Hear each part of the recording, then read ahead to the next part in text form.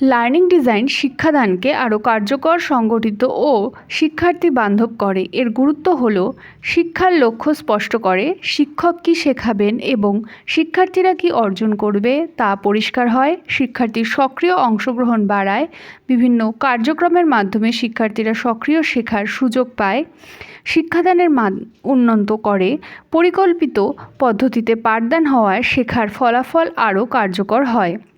ব্যক্তিগত পার্থক্য বিবেচনা করে বিভিন্ন দক্ষতা ও শেখার প্রয়োজন অনুযায়ী শিক্ষণ পরিকল্পনা করা যায়। প্রযুক্তির কার্যকর ব্যবহার নিশ্চিত করে।